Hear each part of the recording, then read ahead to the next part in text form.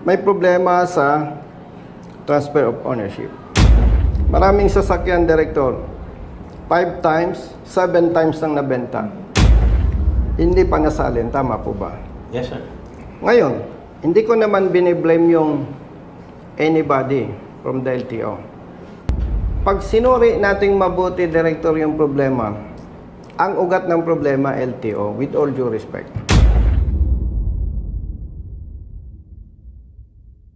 Thank you po. Sis, okay.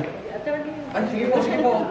Ikaw, Yung sa ano po kasi ng anak ko, yung case po kasi ng anak ko. Nakailang balik na po kasi kami dito. Tapos yun po, ang bigla pong pagbalik. settled na lahat. Opo, bayad na po yun. Naka-impound. Hindi po. Bali, kinuha po nila yung plaka. Tapos yung lisensya po ng anak ko, kinuha din po nila. Pero nabayaran na po namin nung September 25, tapos pinabalik kami after 1 month. So ngayon po, akala po namin marirelease na po siya. Sinong nagsabi sa inyong balik kayo after Meron 1? pong parang nakalagay doon na note. Saan nasa? Respondents. So, ang naka-hold ay lisensya Yung at plaka. po, opo. Kasi unregistered po. Kasi po pinagawa po namin. Pero naka-registered na. Opo. Kasi yun po yung gusto nila. So, binayaran po namin. So, in other words, settled na lahat. Opo. Kaso nung bumalik po kami dito, for releasing na po talaga, ayan po. Pag-akit po namin sa 3rd floor, yung warrant, ang sabi po sa amin, ay kailangan yung humingi ng mga deed of sale nung unang owner. Kasi nabili lang po namin second hand po. Kaya nagulat kami, bakit may bigla pong ganun? Since okay na po yung papel namin, ilang balik na po kami, ba't inabot po kami nung sabi nila may bagong policy daw po. Releasing na nga po yun. Akit nga tayo. Sakop mo ba yun, partner? Law enforcement yun dito sa... Law enforcement, let's go. Salamat. Doon na kami sa law enforcement. Thank you. Sino ang kausap mo? Brother. Good afternoon. Brother, ikaw ang kausap nito? Nahuli daw ang anak niya. Confiscated yung plate number and license. Settled na. Anong dahilan? Bakit hindi ma-release? Ang policy po kasi namin, sir, is nakaagad po sa pati niya po ng papel kanina. Ito po yung original. Ang nakapangalan po kasi siya, sir, sa Nestle Philippines. O sige. Anong policy? Binihingan po namin sila deed of sale from Nestle Philippines to Pahingi ng policy, written. ano po sa kanila, sa dito po, sir. Hindi, labas mo. Inuutosan ng po dito. Hindi pwede inutusan. Ilabas nyo. Hindi pwede yung kwento. Kasi pag kwento, mag-away tayo niyan. O, kung may written policy, okay lang. Pag wala, tapos pinilit nyo yung gusto ninyo, hindi ako magpipilit. Pero sa ombudsman kayo mag-explain. Pagka kapatid may ini-implement, hindi pwedeng verbal. Dapat may written order, may policy, may batas. Pag wala, pwede kang kasuhan. Ha? Kaya hinahanap ko eh. Nakailang balikan na misis? Panglima na po. Actually, yung anak ko po lagi, inuutosan po na ma-absent sa school. Estudyante anak mo? Opo. Ngayon, kada balik, walang nangyayari. Boss, good afternoon. Oo. Nandito ako, boss, sa staff mo. Meron ditong dumulog sa akin. Yung kotse na ginagamit. Mas maganda. Sige, please. Sige. Okay, hintayin kita. Thank you, thank you. Okay. Si Director. Punta na dito. Good afternoon, Senator. Nako, napagod ka bigla ah. Upo tayo. Nag-open lang kasi kami ng bid, sir, kaya medyo yung dedicated line ng mga Now, Director, Yes, sir. kaya inabala ko kayo. Yung anak po niya na estudyante, may pinapagamit siya na kotse. Settled na yung... Amenable sila doon sa unregistered. Settled na. Di ba? Ngayon, kinumpis kayong license plate and license. Pero ayaw pang i-release. Kasi based doon sa documents, originally, nasaan? Baka nandun. Original. Alam mo, ang mga company talaga, yan ay nagpapa-auction sa Nestle. According to them, nabili yon auction sa Nestle. Apo. Sabihin na natin medyo bulok Nestle? na. Apo. 2,000 pa po yung 2,000. sasakyan. Ngayon, regardless kung ano man yan, sabi ng tao mo, staff, hindi pwedeng ma-release yun unless may mga masubmit na documents. Ang sabi ko, kaya ako tumawag sa'yo, hindi sila makasagot. Kung merong written order, policy, directive, memorandum, respetuhin natin yan. Pero kung wala, with respect sa office mo, gusto ko na i-request ma-release. Unless kung reported stolen or involved sa crimes, wala na akong magagawa doon. Malinis ang record Yes, sir. Ang ano lang natin pagka ang policy kasi natin, sir, under sa nire-require na other documents. Kasi pagka hindi naka-register sa nagki-claim, due diligence namin, sir, na Excuse me. hindi... Ikat kita. Yes, sir. Halimbawa, minamanay ako yung sasakyan. Ako si Mr. Busita. Nahuli ako ng enforcer mo. So, ang pananaw ng LTO, ako ang may-ari. Ako ang possessor. At Diba? yes, sir. Yes. Then, nasettle ko ang multa.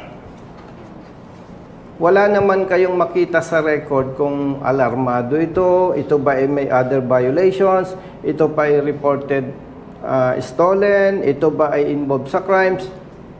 Ano ang legal ground ninyo para hindi nyo i-release sa akin? Meron po ba kayong written policy? Parang on the reverse, ano lang, sir.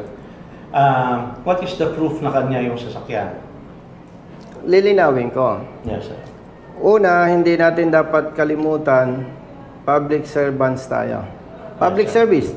Ang LTO kaya nandito, public service to regulate vehicles and issue licenses. No. Now, ako po ang nagmamaneho.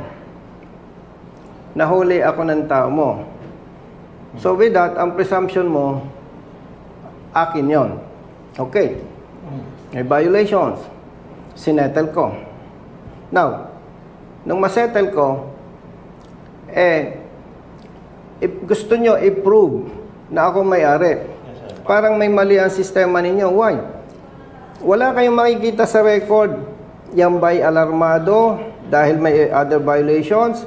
Yan ba'y stolen?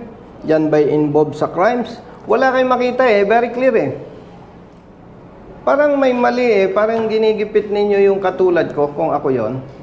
Now, kung director, kung meron kayong written policy, siyempre, ikaw as one of the official ng LTO, re-respetuhin kita. Pero kung wala kayong may pakitang written policy, kaibigan kita, pero hindi kita pipilitin. Pero pag hindi mo ni-release, bukas na bukas, bibigyan ko ito ng abogado. Magpapile kami ng case sa ombudsman. Wala kaming ibang pwedeng gawin. There are 3 violations, sir, except yung other special laws. So, licensing violations and registration violation. So, yung case na sinabi po ninyo, driving with an unregistered vehicle, sa kanya, masisettle niya, okay na yung license niya. Pagdating sa unregistered vehicle, kung nakapangalan sa kanya, walang issue, sir, release. Katulad yung sinabi na nakuha nila sa Nestle. Ipakita lang nila yung ano ng Nestle na kinuha na Ito po yung deed of sale. Hindi, ako bala. Naibenta sa kanila yung sasakyan. Pasensya. Hindi ko i-advise yun. Kasi, alam ko may background ka sa law. In this case, kayo yung may pagdududa Kung kayo may pagdududa, i-prove ninyo na tama ang pagdududa ninyo na may problema. But, kung wala kayong ma-prove na may problema, mali kayo. What about, biglang sabi ng Nestle representative, Director Almora, walang problema, eto po. So, with that, dahil doon sa inyong pagdududa, naperwisyo na sila. Ang anak niya, 5 times nang nagpabalik-balik. So, alam mo, Director, isa yan sa advocacy ko Ayaw kong napiperwisyo yung katulad nila eh. Nabanggit mo, partner, yung transfer of ownership. Mainit na issue yan eh. Yeah. Di ba may existing... Di ba may policy lumabas na memo? May memo po kami based dun sa anti-carnapping. Which, No. dun sa anti-carnapping, although motorcycle yung sinabi niya, inano natin na yun pa rin kahit sa MB, it has to be, the ownership must be transferred and the transfer of ownership must be reported to LTO within a Pero, specified period of time. Respetuhin kita dyan. Yes, sir. Pero alam mo ba yung pumutok na issue yan? Nag-message ako kay Executive Director. Meeting with you and ASEC. Twice. Unfortunately, busy si ASEC.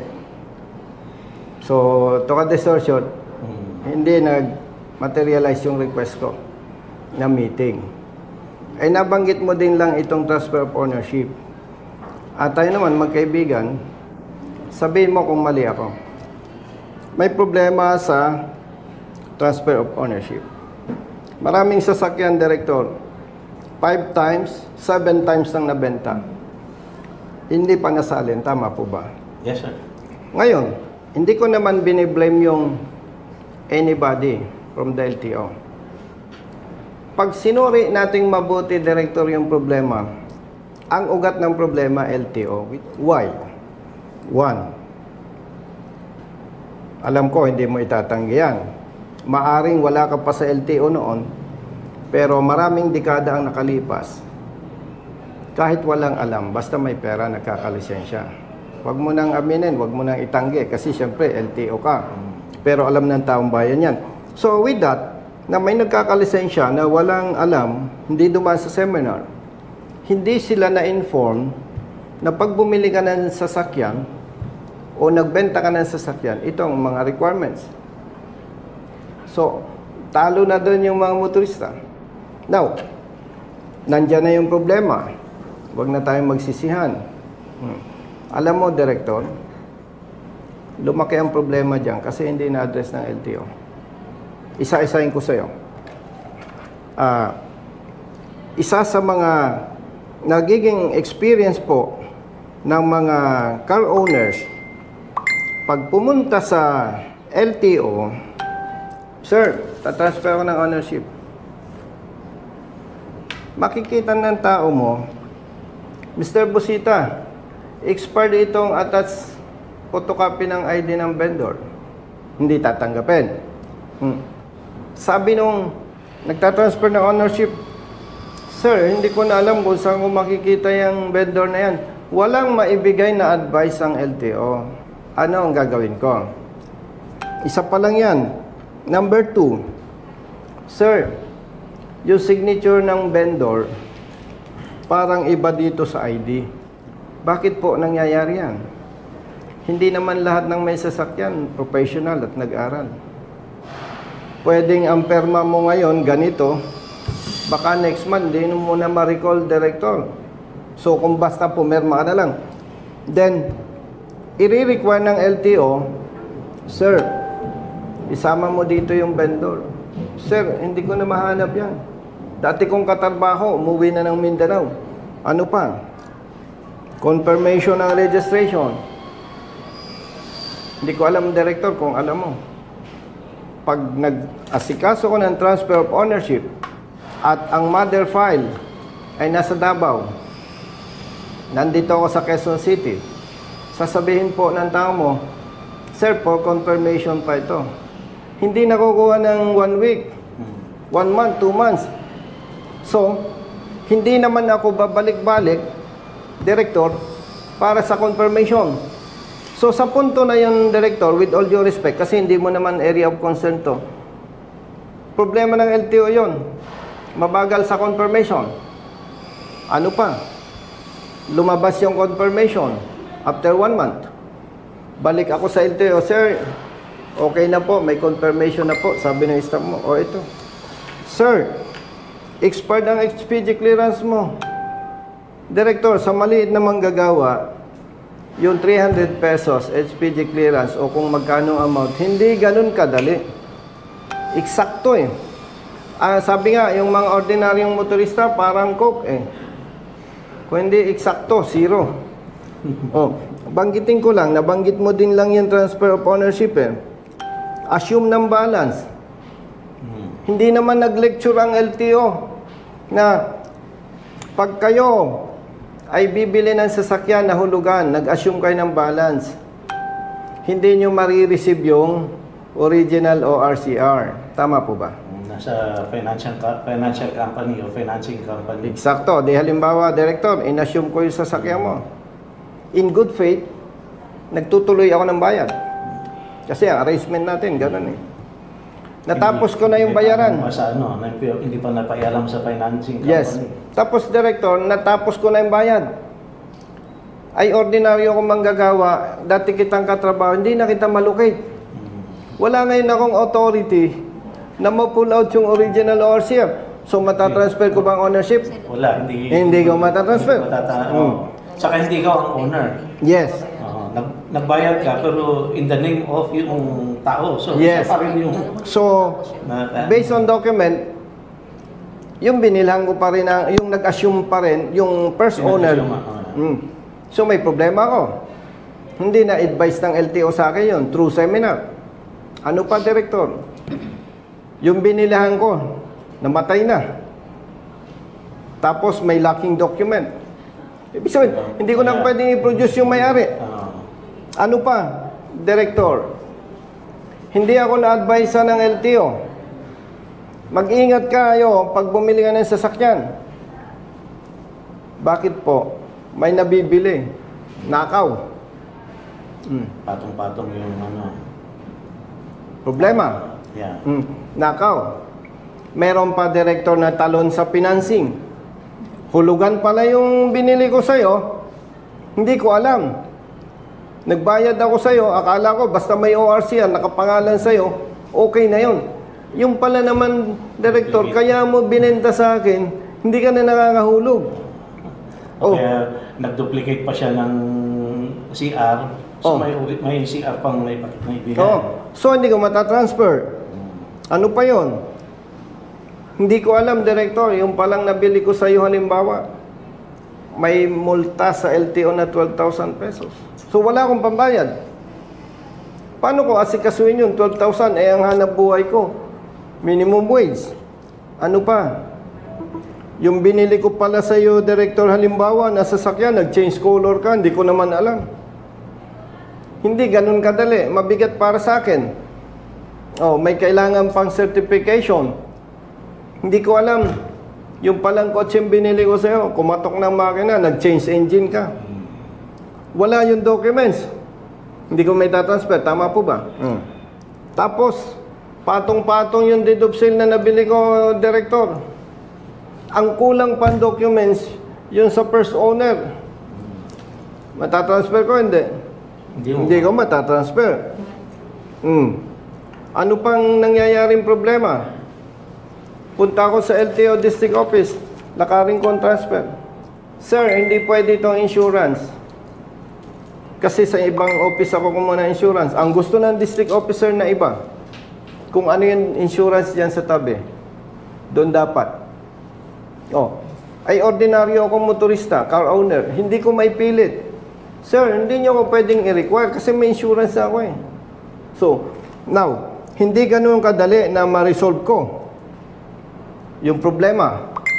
Ano pa, Director? Tatransfer ko yung ownership. Sinalo ko yung sasakyan sa kanya. Pagdating sa PMBIC, Mr. Busita, hindi pa uploaded ang plate number mo. Naku. Hindi madali para sa akin yon. Now, ang gusto ko sanang imungkahi sa LTO, kung akong nasa LTO, una, tatanggapin ko, malaki ang aking pagkukulang sa taong bayan. Hindi ko ipapa-shoulder sa taong bayan, sa mga car owners, yung problema patungkol sa transfer of ownership. So, kung ako nasa LTO, mumungkahi ko, all regional directors, district officers, provide dedicated lane para sa transfer of ownership. Ang ilalagay sana ninyo sa transfer of ownership, yung marunong. Kailangan yon. Tapos sasabihin ng LTO, sa lahat ng mga car owners na mayroon pa hindi na-transfer ang ownership, bibigyan namin kayo ng 1 taon. Asikasuhin na ninyo. Dapat marunong. Ang tanong, Direktor, pag ako maglalakad ng transfer ng ownership, pag evaluate mo, expired ang ID nung first owner, 5 kaming buyers, 5 yung deed of sale ko. Tanong, anong i-advise mo sa akin para ma-resolve? Ang ano naman natin doon, at the time ng execution, kung hindi natin inano yung nung next na transfer yung halimbawa sa ating dalawa, valid yung license, ay yung ID ko, at the time, di ba, maano naman yun, na-notarize. So, halimbawa lang, effect yung ano sana sir Hindi, ganito, hindi dapat inano. Ganito, Director. Ito first owner. Yeah. Benenta dito, benenta dito. Ako ito ngayon. Inaasikaso ko. Yung deed of sale nito, hindi notarized. Yung ID nitong first owner, hindi valid. Okay? Pagpunta ko sa'yo, anong ma-advise mo sa akin? Ay in good faith, gusto kong sumunod. So may problema, dapat pag-usapan ng LTO yon. Ano pa? Yung nabili kong sasakyan, inas yung balance ko. In good faith, gusto kong i-transfer. Anong i-advise ng LTO? So yung mga tanong na yun, Director, dapat LTO ang sasagot. Hindi pwedeng sabihin sa car owners na bahala kayo sa buhay nyo. Hindi pwede. Kaya kung ako po ang tatanungin, with all due respect, hindi pwedeng magpataw ng multa ang LTO agad-agad. Dahil kung ating titingnang mabuti, malaki ang pagkukulang ng LTO. And with due respect sa iyo at kay Asek Mendoza, kailan lang naman kayo, way back, mga ilang dekada nang nakalipas Kumbaga, ang pinag-uusapan natin, yung problema pangkalahatan. Na yung mga problemang minana hindi naman pwedeng sabihin natin kasalanan nyo yan Ay 20 years, 30 years ago na yung problema na yan. Ngayon lang nabuksan. Kaya the best talaga dyan, Director, with respect sa LTO, isaayos muna yung registration. Na hindi masacrifice ang taong bayan, yung mga car owners. Kumbaga, win-win solution. Wala nang sisihan. Upuan, ayusin. So, lahat naman ng problema, may solution. Kasi administrative, ano naman yan issue. Yes. Persistent issue yan. Di ba? Yung mga change of ownership. Oo. Ay, tama naman na pag binili mo yung sasakyan ko, dapat transfer mo. Ang problema lang, Director, matagal na ang problema yan. Tapos biglang magpapataw ng multa ang LTO. At alam mo, yan ay hinugot ng LTO sa Republic Act 11235 Yung doble plaka, no? Tama po. Kaya lang nakita ng LTO, teka, hindi pala nga pwede yan, malaking problema. Kaya sinuspend ninyo ang memo. Pero syempre, hindi nyo pwedeng sabing totally suspended yan. Ang memo ninyo, kung hindi ako nagkakamali, may directive kayo sa lahat ng regional directors and chief of offices, district officers to submit recommendation para ma-resolve to. Siguro, kung opinion ko lang, unsolicited advice, magbigay ang lahat ng LTO offices ng dedicated lane para sa transfer ng ownership. Kumbaga sa gera, ceasefire muna. Pero, dapat ma-address yung mga problema katulad nung hindi na malocate yung may-ari. Alam ko ang solusyon doon napakasimple, ang dali. Ayaw ko lang na parang pinangungunahan ko ang LTO. Lahat mako-cover ng isang solusyon lang yan. Hintayin ko lang, titingnan ko kung anong plano nyo. Marami na akong na-meet na car owners, even riders, gustong mag-asikaso. Pero may problema, even LTO, hindi ma-address kung anong gagawin. Pero napapag-usapan lang yan, hindi naman ibig sabihin naninisi tayo eh. No, pare-pareho naman tayong Pilipino. At saka, sino ba naman isisisihin natin? Wala naman. 'Di ba? Yung iba diyan patay na eh. Alam nga, sisihin pa natin. Sabi mo, kung namana-mana natin. Oo. At least ma-resolve ngayon. Magiging smooth ang trabaho ng LTO. Magiging masaya ang car owners. Tapos riders. Yes, riders. Tapos maganda ang flow, Yes. maganda ang system, lahat happy, no? Going back, yung issue nito, anong plano natin? Yun na lang sir. Anyway, may ano naman siya sa list. Ayaw ko. Pag hindi sinabi ng batas at walang palisiya, sorry. Hindi pwede. I-apply ko yung memo na just suspended, sir. Ano? Yung must be transferred within. Hindi pwedeng i-apply mo sa kanila, sa iba hindi. Hindi yun nga, sir. Kaya Oh, hindi pwede yun. I-release mo na lang kasi wala kang makita sa system na may sabit. Oh, sana kung may nakita kayo, Colonel, pasensya, alarmado eh. Colonel, pasensya, reported stolen eh. Ang linis ng record eh. Ngayon, sabi mo, i-apply sa kanya yung 11235. Hindi ako papayag. Hindi yung 335. Oh. Director, hindi kita inaabuso tungkol dyan. Ang gusto ko lang, may basis tayo, legally. Director, walang... Sige. Release order to transact the transfer of ownership. So, legally, ipaparelease ni Director yung plaka at saka lisensya. Pero, bantayan natin yung ilalabas nilang memorandum patungkol dito sa transfer of ownership. Ready po kami ron. Oy, dapat naman. Ano, na-renew na nga, ano? Opo, sir. So, settled na.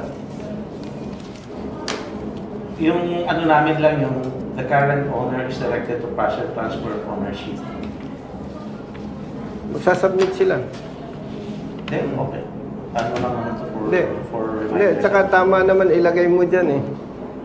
Di ba? Hindi mo naman pwedeng i-release mo ng walang condition or instruction, di ba? Mate-technical tayo dyan eh. But then, hintayin pa rin namin yung memo kung anong magiging guidelines ng LTO. No. Susunod naman kami. Marunong naman tayo sumunod. Anyway, thank you, Ron. Salamat po sa oras. Balik lang ako sa... Inabala kita, sabihin mo sa staff, pasensya na. No problem. Masalamat tayo. Sige po, sige po. Maraming salamat. Okay na. Sige po. Okay. Yung plaka nila, saan i-claim? Director, picture daw, mabilis lang. Dito ka, Director. Sa gitna. Dito ka, dito ka. Basta ibuto ninyo Yes, in yan. this case talaga Yung nasa gitna natin. Kasi po, Thumbs up po, thumbs up. Okay po. Salamat. Asa na yung plaka? sunod na lang ako. Salamat po. Yes po. Ingat, Director. Yes, sir. Yes, sir. Okay. Sir, pwede po video. Sige. Okay. Ganyan po, sir. Yung plaka niya, tapos yung plaka, saka yung lisensya. Abot pa, no? Sasabayan ko na. Sasabayan ko na. Thank you, ha. Di ba? Thank you, ha. Oh, bahala na kayo, ha. Thank you. Okay na yan, ha. Thank you so much. Okay, ingat kayo. Bye-bye. Brother. Thank you, brother. Sis. Thank you.